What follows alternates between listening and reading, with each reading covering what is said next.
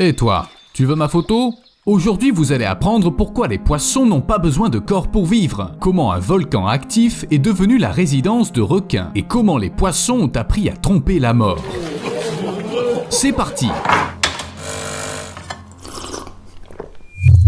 Certaines créatures, comme les salamandres, sont capables de faire repousser des parties du corps qu'elles ont perdues. Les tentacules d'une pieuvre sont capables de continuer à exister quelque temps détachés de la pieuvre elle-même.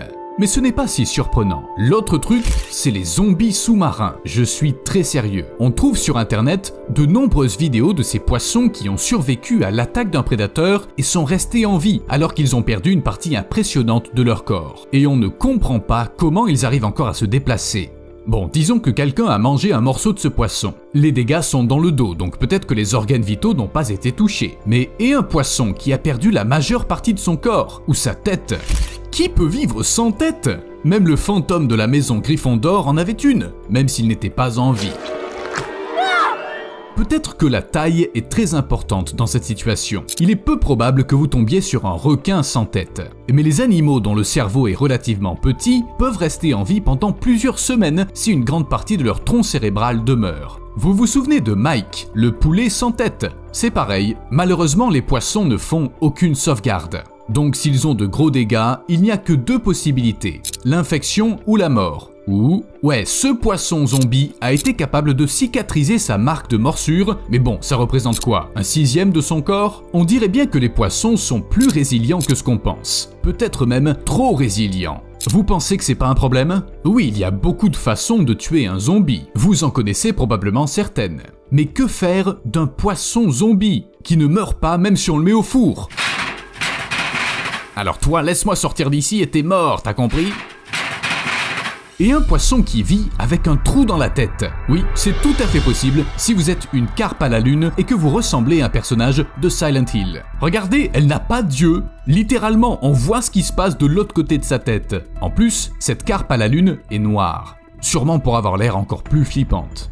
Personne ne sait vraiment pourquoi ce poisson a commencé à ressembler à ça. Peut-être parce que des camions de pompiers ont été lavés dans ce lac et que des substances nocives ont provoqué une mutation. Et c'est bien réel, même s'il est impossible de prévoir comment les poissons vont réagir à ces conditions. Certains sont capables de vivre dans les conditions les plus terribles, mais ils se sentent bien. Par exemple, les poissons-chats de Tchernobyl ont survécu à la catastrophe et sont simplement devenus plus petits. Des radiations ? Quelle radiation ? Une température élevée ? De l'acidité ? Les requins qui ont élu domicile sur le volcan Kavachi dans l'océan Pacifique vivent d'ailleurs dans de telles conditions. Le Kavachi est un volcan sous-marin qui reste actif en permanence. Personne, à part des bactéries tenaces, ne peut y vivre, mais en 2015, des scientifiques ont découvert des requins dans le volcan. Ils flottaient tranquillement dans une eau boueuse chaude à l'acidité incroyablement élevée, et ils avaient l'air heureux. Il semble que les poissons aient vraiment la capacité de survivre dans les conditions les plus extrêmes, comme à de grandes profondeurs, à l'intérieur d'un volcan ou dans l'espace. Comme de nombreux autres animaux, des poissons ont été embarqués à bord de la Station spatiale internationale et se sont rapidement adaptés à l'apesanteur. Il a fallu 3 jours au Fundulus pour comprendre comment nager dans l'espace et le Médaka est même devenu le premier invertébré à s'accoupler en apesanteur. Il a même eu une progéniture ordinaire. Et même si de nombreuses créatures se sont retrouvées dans l'espace ou en apesanteur, toutes n'ont pas montré une telle vitesse d'adaptation. Pour certaines, c'était même un défi très difficile à relever. Mais pourquoi le poisson s'est-il si bien adapté ? Il est temps de commencer à spéculer sur les descendants des aliens. Hélas, il n'y a aucun complot. Les poissons sont des animaux qui passent leur vie dans l'eau, dans un état similaire à l'apesanteur. Donc, il n'y avait presque aucune différence pour eux. Ok. Et ensuite, les poissons sont des astronautes nés. Les poissons ne meurent pas s'ils perdent la majeure partie de leur corps. Ils peuvent vivre dans des conditions impossibles et peuvent même supporter le gel. C'est vrai, beaucoup de poissons se congèlent juste pour se réveiller plus tard et se sentir comme avant. Qui, à part eux et Captain America, peut se vanter de telles capacités ? Les tardigrades. En 2016, des scientifiques japonais ont dégelé un tardigrade trouvé en Antarctique il y a 30 ans. La créature s'est adaptée avec succès à la vie et a même eu une progéniture absolument normale. De toute façon, les tardigrades sont des créatures absolument uniques. Elles sont incomparables. Mais qu'en est-il des humains ? Rien ne marche avec la cryogénie, même si les scientifiques font tout pour y arriver. En fait, on est capable de geler quelqu'un ou une partie de son corps. Mais il est difficile de le dégeler et de le faire revenir à la normale. La congélation rapide est dangereuse pour les cellules vivantes, car de la glace s'y forme et détruit les structures importantes. Après le processus de décongélation, cet organisme sera détruit au niveau cellulaire. La congélation lente est également dangereuse en raison de la déshydratation, mais les poissons y arrivent. Donc on a beau avoir le statut d'être supérieur et posséder la planète entière, sans protéines spéciales, on ne survit pas à la congélation. If you aren't frozen, if you're buried or cremated, then you're done. You're gone. Les poissons de l'Antarctique, ainsi que d'autres espèces, produisent des protéines spéciales qui les aident à se dégeler. Ces protéines empêchent la formation de glace dans les fluides corporels et influencent le point de congélation du sang. Ainsi, les poissons peuvent survivre même aux températures les plus extrêmes. On peut dire que ce poisson congelé ressemble à de la gelée de l'extérieur. C'est pourquoi un poisson rouge placé dans de l'azote liquide reste vivant si on le décongèle assez rapidement. Là, on dirait le genre d'expérience qu'on fait à l'école ou à la fac, et ça n'a pas l'air très humain. No, he's already back. Alors oui, je comprends, c'est scientifique, mais vous connaissez parfaitement le résultat. Pourquoi vous devez torturer l'animal, hein ? Même les poissons les plus tenaces ont une limite. Ils ne peuvent pas survivre à la congélation si elle dure trop longtemps. C'est ce qui est arrivé à un parc d'attractions au Japon. En 2016, une patinoire y a été ouverte avec plus de 5000 poissons congelés à l'intérieur de la glace. Quoi ?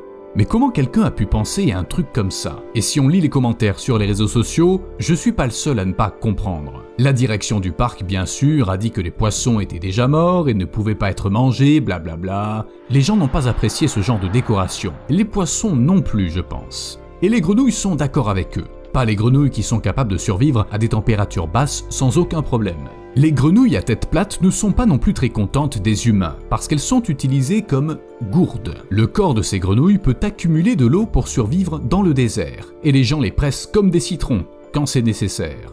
À votre avis, la grenouille apprécie ? It's not easy being green.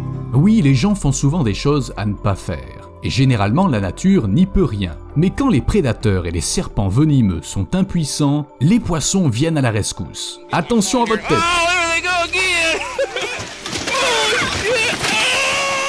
Les carpes asiatiques ont été introduites en Amérique du Nord pour nettoyer certains réservoirs fermés. Mais ensuite, tout a été inondé et les poissons ont atteint le bassin du fleuve Mississippi, où ils ont commencé à se multiplier très rapidement. Les gens ont commencé à les pêcher en masse pour sauver l'écosystème. Mais vous savez ce qui s'est passé ? Elles n'ont pas dit leur dernier mot. Regardez comme les poissons sautent hors de l'eau. Peut-être qu'ils comprennent que ces pêcheurs sont une menace ? Les carpes asiatiques peuvent provoquer des blessures comme des fractures et des commotions cérébrales. Et on dit que la pêche c'est tranquille. Bon, les carpes asiatiques ont gagné pour cette fois. Après tout, qui veut risquer sa santé face à des poissons féroces qui veulent vous mettre à l'eau et vous donner des coups de nageoire ? Et puis, je me suis mis à douter. Mais non, les poissons sont pas si intelligents. Ils sont incapables d'analyser la situation et d'attaquer les gens comme ça. C'est des poissons. Mémoire courte, pas de pensée décelable dans le regard. Mais les recherches montrent que la question est bien plus complexe. Le poisson rouge est capable de se souvenir d'événements jusqu'à 3 mois. Il a également conscience de l'heure qu'il est. Les guppies sont capables d'apprendre. D'autres espèces ont un excellent sens de l'orientation, ce qui n'est pas le cas de tout le monde. Là, je voulais plaisanter en disant que les poissons sont de bons conducteurs de voitures. Mais les poissons peuvent vraiment conduire. En fait, il y a des aquariums sur roues qui aident les poissons à se déplacer sur Terre. Là où le poisson nage, tout l'aquarium y va. Et oui, alors sur mon script, il est écrit que les poissons savent utiliser des instruments, reconnaître les visages humains et même faire des calculs balistiques. Mais j'ai peur d'imaginer tout ça. Mais si les poissons peuvent conduire, j'y crois pas, j'ai vraiment dit ça. Mais si les poissons peuvent conduire, c'est une chose. Mais les baleines à bosse, c'est une autre histoire. Elles sont tellement intelligentes qu'elles arrivent à inventer de nouvelles façons de trouver de la nourriture. Après tout, quoi de plus facile que de l'enlever aux humains ? Il y a une baleine à bosse qui fréquente la même pêcherie depuis de nombreuses années. Et elle arrive toujours exactement au moment où ils vont relâcher les poissons. Pourquoi se faire suer et aller dans l'océan si elle sait exactement où se trouve la nourriture ? Chacun de ces dîners coûte très cher aux humains. Oui, très cher. Parfois, ils coûtent des millions d'euros. Maintenant imaginez, la baleine vient chaque année et elle vient toujours seule. Donc elle ne dit rien à personne sur cet endroit. C'est très malin. Et vous allez faire quoi? Porter plainte? Monsieur l'agent, on m'a tout volé, le suspect ressemble à ça, il pèse 30 tonnes, il émet des sons bizarres et c'est une baleine d'ailleurs. A plus.